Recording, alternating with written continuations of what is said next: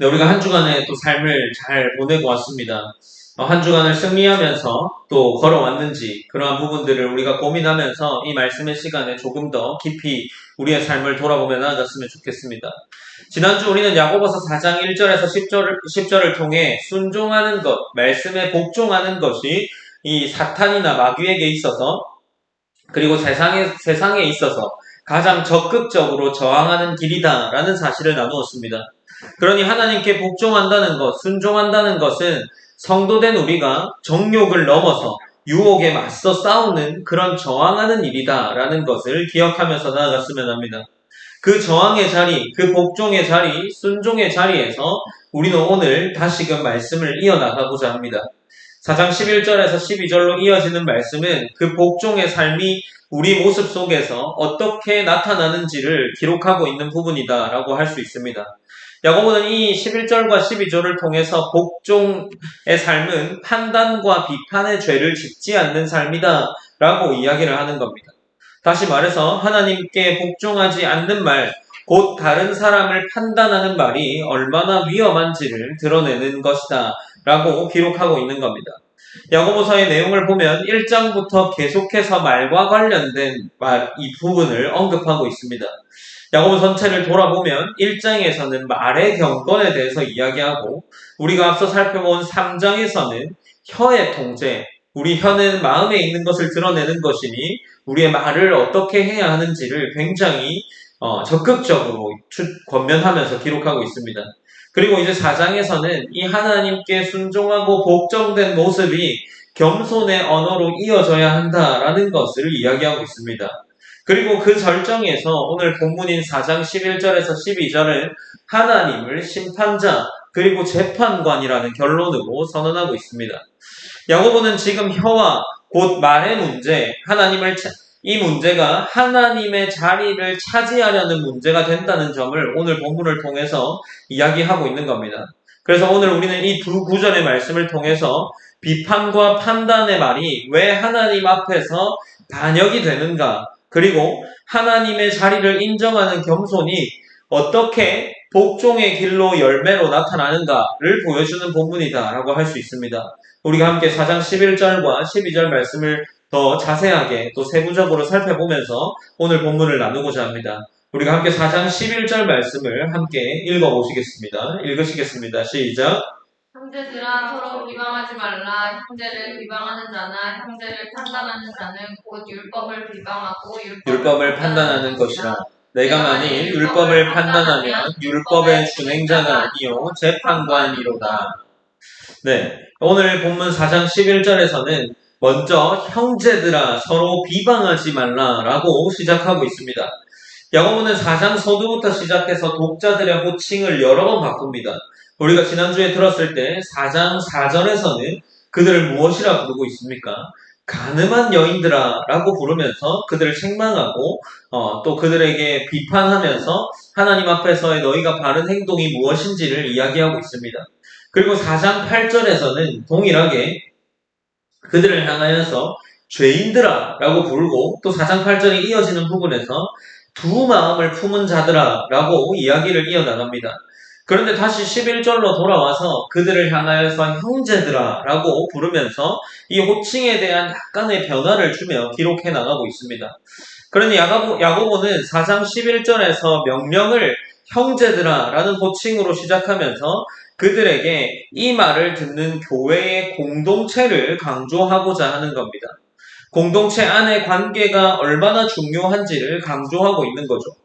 그러니 지금 이 야고보가 형제들아 라고 호칭을 바꾼 것은 이 수신자들 전체가 하나님 앞에서의 공동체임을 알게 하기 위함이며 그들 공동체에게 어떠한 메시지를 주기 위함이다 라고 할 수 있는 겁니다.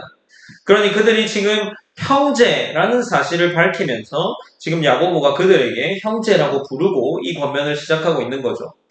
이제 다시 이 편지를 받은 수신자들을 향하여 성도된 자들이 삶을 어떻게 살아가야 하는지를 야고보가 권면하고 있는 겁니다.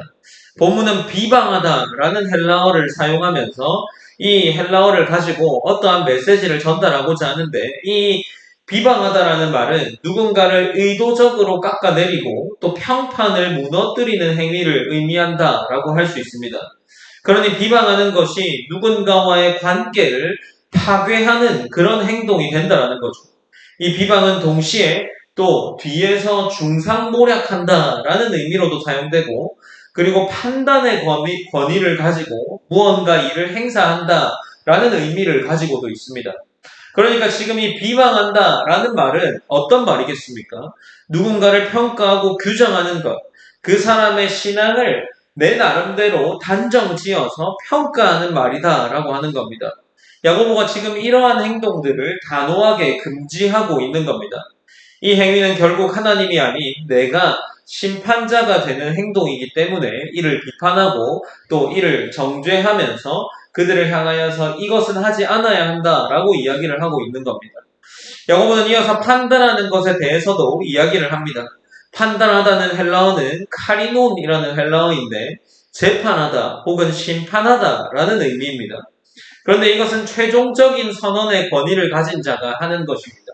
그러니까 이 재판이나 판단, 심판이라는 것은 중간 정도에 되는 권위를 가진 사람이 이야기하는 것이 아니라 그 모든 결정의 최종적인 권한을 가지고 있는 사람이 하는 행동이 바로 판단하다라는 것이라는 의미죠.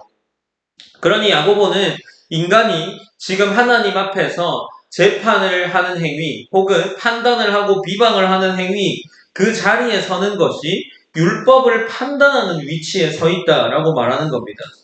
야고보의 이러한 기록은 조금 극진적인 표현이다라고 할 수 있는데 왜냐하면 율법은 하나님의 뜻을 드러내는 계시죠. 우리가 누군가를 정죄하며 저 사람은 틀렸다라고 말할 때 그 율법의 주인은 하나님이 아니라 내가 되고 그 내가 율법의 주인으로서 하나님의 기준에 저 사람은 불충분하다라고 말하는 것이 됩니다. 그러니까 야고보는 지금 형제를 판단하는 자는 그 나름의 율법도 자기 나름의 판단으로 판단을 하고 정한 것이기 때문에 하나님의 율법의 주인이 자신이 된 것이다 라고 말하면서 율법도 판단하는 자다 라고 이야기를 하는 겁니다. 이 말은 우리가 앞서 살펴본 2장 8절에서 13절인 이 야고보서의 내용과도 연결이 되는데 그곳에는 야고보가 자유의 율법을 강조했습니다. 그러니까 율법 안에서 우리가 참 자유를 누릴 수 있는데 우리가 율법 위에 올라서서 율법 안에서 자유가 아닌 내가 율법을 정하고 율법의 기준을 내 나름대로 해석해서 그 율법으로 누군가를 재판하는 행위를 하는 자리에 서 있다는 겁니다. 참된 율법 준수는 이웃을 정죄하거나 비판하고 비방하는 것이 아니라 이웃 사랑으로 나타나야 하는데 지금 이 야고보가 말하는 것은 율법으로 비방하는 자가 되어서는 안 된다라는 겁니다. 비방과 판단은 율법의 목적, 원래 본래의 목적인 사랑을 부정하는 행위입니다. 결국 판단하는 말은 언어의 실수가 아니라 율법의 본질을 거스르는 하나님 앞에서의 반역이 된다라는 겁니다. 앞서 했던 이 표현을 의미하는 것처럼 11절 본문에서는 율법에 대해서 이야기하면서 내가 만일 율법을 판단하면 율법의 준행자가 아니요 재판관이로다 라고 하는 이 기록을 우리는 기억해야 합니다. 율법을 판단하는 자는 더 이상 율법을 지키는 자리에 있는 준행자가 아닙니다. 그는 스스로 율법 위에 서서 하나님의 자리를 찬탈하는 인물이 되는 거죠. 그래서 앞서 야고보는 동일하게 같은 맥락에서 3장 1절에서 한 가지 권면을 했었는데 그가 했던 권면이 무엇입니까? 내 형제들아 너희는 선생된 우리가 더 큰 심판을 받을 줄 알고 선생이 많이 되지 말라라고 이야기를 한 것을 기억합니다. 그러니까 지금 선생으로서 누군가를 가르치게 되면 곧 기준을 세워서 누군가를 비방하는 행위를 하게 될 수 있으니 동일한 맥락에서 지적하지 않을 것을 이야기하고 있는 겁니다. 그 선생된 자리가 하나님의 자리에서 얼마나 무거운 책임을 가지는지를 이야기하고 있는 겁니다. 이 말은 곧장 우리에게 한 가지 본문을 떠올리게 하는데 창세기 3장의 사건을 떠올리게 하죠. 그 원죄를 지었을 때의 이야기를 우리가 떠올리게 합니다. 원죄의 가장 큰 문제는 무엇이었습니까? 하나님과 같이 되고자 함이었습니다. 야고보는 그 판단의 죄를 지금 비방이라는 문제와 연결시켜서 즉 내가 옳다라는 말은 내가 하나님의 자리를 대신해서 서겠다라는 그런 선언이 된다라는 것을 통하여서 이 지점에서 굉장히 날카롭게 우리의 삶을 지적하고 있는 겁니다. 그렇다면 우리가 여기서 생각해 보아야 할 부분, 율법의 준행자가 되어야 한다는 겁니다. 여기서 준행자로 번역된 헬라어는 포이에테스라는 단어인데, 만드는 자, 혹은 실천하는 자, 혹은 행하는 자라는 뜻을 가진 의미를 사용한 단어입니다. 곧 율법을 단순히 머리로 아는 것이 아니라 마찬가지 야고보서가 계속해서 줄곧 주장하는 것처럼 행위로 드러내는 삶의 행위로 나타나야 하는 사람을 의미하는 겁니다. 야고보는 이런 준행을 신앙이 진실하다라는 것을 통해서 보여주는 열매임을 알게 합니다. 단순히 율법을 안다라는 것이 아니라 율법이 내 안에서 살아 역사해서 그것을 행동으로 옮기는 것이 하나님의 자녀된 삶의 모습이다라는 것을 지적하고 또 이어나가고 있는 겁니다. 이 단어는 동일하게 이 준행자라는 모습의 단어는 1장 22절에도 동일하게 등장하는데, 여기서 똑같은 맥락으로 너희는 말씀을 행하는 자가 되고 듣기만 하여 자신을 속이는 자가 되지 말라라는 본문에서 말씀을 행하는 자라는 것과 동일한 표현으로 사용되었습니다. 야고보는 동일한 강조가 있는 거죠. 행하는 자가 된다는 것은 곧 우리가 말씀의 통로가 되는 겁니다. 하나님이 주신 율법이 단순히 우리가 지켜야 할 어떤 기준과 규범으로 머무는 것이 아니라 그 말씀을 통해서 하나님의 성품을 드러내야 한다는 것을 보여주고 있는 거죠. 그러니 말씀을, 이 율법의 준행자는 율법을 넘어선 자리에서 판단하는 자가 아니라 율법 안에서 순종하며 이 우리가 지켜내야 할 이웃 사랑이라는 율법을 사랑으로 드러내는 자로 부름받은 존재다라는 것을 기억해야 합니다. 이렇게 볼 때 율법을 판단하는 자와 그리고 율법을 준행하는 이 준행자는 정반대의 방향으로 가고 있는 거죠. 판단하는 자는 율법 위에서 누군가를 규정합니다. 그러나 준행자는 율법 아래에서 하나님을 높이고 이웃을 사랑하는 자리에 서게 됩니다. 전자는 교만의 자리에서 하나님의 권위를 침해하지만 후자는 겸손의 자리에서 하나님의 뜻을 드러냅니다. 야고보는 지금 이 두 길 중에서 하나를 선택하라고 말하고 있습니다. 우리는 준행자가 되지 않는다면, 말씀을 행하는 자가 되지 않는다면 곧장 심판자의 자리에 서게 되는 거고, 그것은 단순히 불순종의 길이 아니라 하나님이 서 있는 자리를 빼앗는 길이 되는 겁니다. 우리가 앞서 4장 5절에서 성령이 우리를 사모한다 라는 본문들을 나누었습니다. 4장 5절에서 말한 사모한다는 말은 성령이 우리 안에 거룩한 질투로 우리를 갈망한다 라는 표현이었죠. 하나님은 우리로 하여금 세상적 판단의 자리를 버리고 자신의 말씀을 삶으로 이루어내는 준행자의 자리로 부르십니다.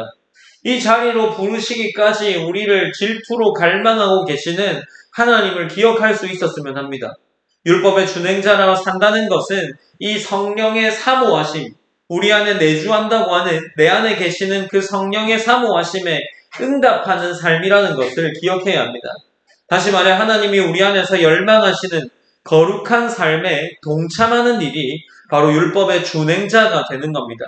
이 준행자의 길이 하나님의 참된 신자의 정체이며 성령 충만한 순종의 자리라는 사실을 우리가 기억하면서 나아갔으면 합니다. 오늘 본문은 이제 이렇게 이어지면서 4장 12절로 넘어가서 조금 더 분명하게 재판관과 입법자가 누구인지를 알려주고 있습니다. 12절 본문도 함께 읽어보시겠습니다. 읽으시겠습니다. 시작. 입법자와 재판관은 오직 한 분이시니 능히 구원하기도 하시며 멸하기도 하시느니라. 너는 누구이기에 이웃을 판단하느냐. 네, 본문 12절을 이제 이렇게 이어지면서 입법자와 재판관이 오직 한 분이시다라고 이야기를 하고 있습니다. 여기서 입법자는 율법을 제정하신 분, 곧 하나님을 의미하는 거죠.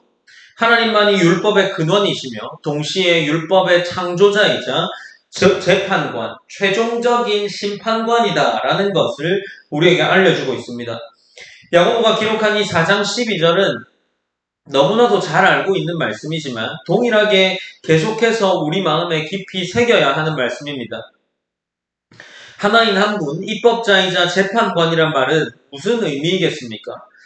모든 판단을 무너뜨려야 합니다. 우리에게 주어진 심판자라는 것이 우리의 자리가 아니라 은혜의 피조물이 우리의 자리다라는 것이, 피조물의 자리가 우리의 자리다라는 것이 우리를 향해서 이야기하고 있는 오늘 본문의 메시지인 거죠. 야고보는 계속해서 이렇게 이야기합니다. 그가 능히 구원하시기도 하시며 멸하기도 하시느니라 라고 덧붙이고 있습니다.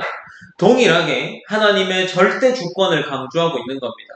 입법자와 재판관, 최종 심판관이 하나님이심을 말하고, 그리고 그는 구원도 하실 수 있는 분이다 라고 그 이야기를 이어나가는 겁니다. 그리고 멸하기도 하실 수 있는 분이다 라고 이야기를 하는 거죠. 우리가 타인을 판단하는 순간 우리는 무슨 행동을 하는 거냐 할 때 하나님의 절대 주권을 침범하는 것이다 라고 우리는 기억하며 나아가야 합니다. 야고보는 이제 이렇게 말하면서 12절을 마무리하는데, 너는 누구이기에 이웃을 판단하느냐 라고 이 질문을 이어나가고 있습니다. 정체성의 질문인 겁니다. 야고보가 지금 이 11절과 12절의 맥락에서 이야기하는 것은 네가 과연 창조자냐 피조물이냐 라고 하는 질문을 하고 있는 겁니다. 이 질문은 사람이 감히 하나님의 자리에 서려는 교만을 철저하게 무너뜨리고 있습니다. 이 수신자로들로서 이 편지를 읽을 때 혹은 들을 때에 그들이 이 말씀을 진실로 들었다면 이 질문은 그들에게 자신의 정체성이 무엇인지를 돌이키게 하는 질문이 되었을 겁니다. 야고보는 이 질문을 통해서 너는 이웃을 판단할 수 없다라는 대답을 유도하고 있는 거죠. 이제 이 야고보는 본문을 통하여서 너희가 있어야 할 위치와 우리가 그 자리에서 어떠한 삶을 살아내야 하는지를 보여주고 있는 겁니다. 특별히 비판과 정죄와 관련해서 이 본문이 기록되어져 나갑니다. 동일하게 이 본문을 당시 독자들, 야고보서를 받은 수신자들이 읽었을 때 그들에게 어떤 마음이 들었을까요? 유대 기독교인들로, 흩어진 유대인들로 신앙의 긴장 속에서 이 삶을 이어나가던 그들에게 이 말씀은 어떠한 의미가 있었을까요? 그들에게 외부로부터 박해도 있었을 겁니다. 외부로부터 박해가 있을 때에 그들이 더 단단해졌을 수도 있겠지만 동일하게 박해와 내부의 분열도 있었으리라 짐작해 볼 수 있겠죠. 이런 상황에서 비방과 판단은 그들의 공동체를 위협하는 어떤 굉장히 위협의 행동이 될 수 있었을 겁니다. 초대교회는 동일하게 이러한 모습 속에서 율법을 해석하는 문제로 많은 논쟁이 있었죠. 어떤 이들은 자신이 율법을 더 잘 지킨다고 생각하면서 누군가를 비방하고 비판했을 겁니다. 만약 그들 공동체 가운데 유대 지도자들이 많이 있었다면 그들은 유대 지도자들로서 오히려 사람들에게 더 많은 정죄를 했으리라 짐작해 볼 수 있겠죠. 야고보는 아마도 그러한 상황을 겨냥하면서 이 본문을 기록하면서 너희가 율법을 판단하는 자가 되었다. 곧 너희가 하나님의 자리에 서 있다라고 이야기를 하는 것은 아닐까요? 그래서 야고보는 이들에게 다시금 율법을 완성시키는 것이 너희의 지혜와 율법을 판단해서 누군가를 정죄하는 그러한 행동이 아니고 사랑이다라는 것을 가리켜서 이야기하고 있습니다. 본문 야고보서 2장 8절 말씀에 보면 이렇게 기록하고 있는데, 야고보서 2장 8절입니다. 너희가 만일 성경에 기록된 대로 내 이웃 사랑하기를 내 몸과 같이 하라 하신 최고의 법을 지키면 잘하는 것이거니와 라고 이야기를 했습니다. 그러니까 지금 이 율법을 잘 지키고 율법을 준행하는 것은 지금 최고의 법을 지키는 것이다 라고 야고보가 이야기하면서 그들 당시에 있던 이 유대 지도자들, 교회의 지도자들, 그리고 성도들에게 경고하고 있는 것일 수 있겠죠. 가르침의 자리, 판단의 자리에서 말 한마디가 공동체를 세울 수도 반대로 무너뜨릴 수도 있게 되는 겁니다. 야고보는 그들에게 지금 하나님이 입법자, 율법의 최고의 판단자와 심판자임을 상기시키면서 모든 판단의 자리에 물러나서 그들에게 하나님께 복종하는 그런 영성으로 돌아오라는 겁니다. 하나님께 복종하는 것이 앞서 무엇이었습니까?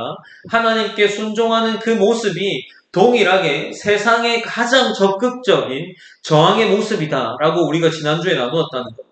그렇다면 우리가 이 모습들을 통해서 공동체를 세움과 동시에 우리의 개인의 신앙을 세상에 저항함으로 거룩을 유지할 수 있게 된다라는 겁니다. 이 말씀은 단순한 도덕적인 교훈이 아니라 공동체의 생명을 보존하는 명령과도 연결되는 것이 바로 이 야고보의 말씀인 겁니다. 공동체 안의 판단과 비방이 멈추고 하나님만이 입법자이자 재판관임을 인정할 때 교회는 다시 하나님의 몸으로, 하나의 몸으로 세워질 수 있게 된다는 겁니다. 오늘날 우리의 삶 속에서도 이 본문의 야고보서의 권면을 깊이 날카롭게 새겨야 할 겁니다. 우리는 직접적으로 누군가를 공격하진 않습니다. 대놓고 헐뜯는 일도 잘 하지 않을 수 있습니다. 그러나 일상의 대화 속에서 우리가 아주 가볍게 하는 많은 판단의 행동들이 있는 거죠. 그 사람은 원래 그래. 혹은 저 사람은 믿음이 없어 보여. 저런 건 신앙이 부족해서 그래. 라고 이러한 말들을 내뱉을 때가 생각보다 많이 있는 것 같습니다. 저 또한 마찬가지로 이러한 판단들을 하고 내 마음대로 그러한 사람들의 마음들을 생각하기도 합니다. 겉으로 보기엔 단순한 의견이나 내 의견에 대한 어떤 관찰의 모습들을 표현하는 것처럼 보이지만 지금 야고보는 사실 그 안에 무엇이 있는지를 이야기한다고 할 때 하나님의 자리를 대신해서 그 자리에서 누군가를 판단한다는 것을 이야기하고 있는 겁니다. 야고보는 바로 그 순간을 문제 삼고 있습니다. 우리의 말이 남을 향해 가볍게 던져질 때 그 말은 종종 하나님의 율법을 넘어서서 그 사람의 존재를 규정하는 심판의 자리에 서게 한다는 것을 기억해야 합니다. 그리스도인은 진리를 분별해야 하지만 결코 심판자가 되어서는 안 됩니다. 진리를 말하는 것과 누군가를 정죄하는 것은 다르다라는 것을 우리는 기억해야 합니다. 진리를 말하는 것은 그리스도를 드러내는 행위이지만 정죄하는 것은 우리가 그리스도의 자리를 침범하는 행위입니다. 우리는 종종 내가 옳다라는 명분 아래에서 다른 사람의 부족함을 드러내고 스스로를 조금 더 의롭다 여기는 것 같습니다. 그러나 복음은 언제나 우리로 하여금 무엇을 하게 만듭니까? 우리의 의를 내려놓고 그리스도만을 붙들게 한다라는 것을 기억해야 합니다. 야고보가 말한 비방과 판단의 근원은 바로 내 안에 있는 자기의라는 것을 기억해야 하죠. 다른 사람을 깎아내리는 것, 자신을 세우려는 마음, 그것이 우리의 본능적인 교만입니다. 우리 안에 원죄가 심겨져 있기 때문에 우리는 그 교만을 적극적으로 거부해야 하는 겁니다. 십자가의 복음만이 이것을 정면으로 무너뜨리는 것임을 우리는 기억하면서 우리의 삶 속에서 우리에게 기도를 하며 나아가야 하는 거죠. 십자가는 판단의 종착지라고 할 수 있습니다. 하나님께서 죄인을 심판하셔야 했지만 그 심판을 그리스도께서 직접적으로 판단하시고 내리셔서 그가 순종의 자리에 매달리셨습니다. 그리고 이 자리가 결코 율법의 판단의 자리만이 아니라 사랑이 드러난 자리임을 우리는 잘 알고 있습니다. 그러므로 우리 안에서 우리가 누군가를 판단하려 할 때 기억해야 할 것은 그리스도께서 누군가에게 판단할 그 죄를 이미 감당하셨다라는 것을 기억해야 합니다. 누군가 그 죄를 범했다면 그 죄는 이미 그리스도가 대속하신 죄라고 볼 수도 있는 것이 성도의 죄라는 거죠. 그러니 우리의 삶이 어떠해야 하겠습니까? 우리의 공동체를 세워나가는 모습이 어떠해야 하겠습니까? 우리가 누군가를 판단하거나 너는 틀렸다라고 말하는 것이 아니라 그 전에 나 또한 그 긍휼을 입은 죄인이다라는 것을 기억해야 합니다.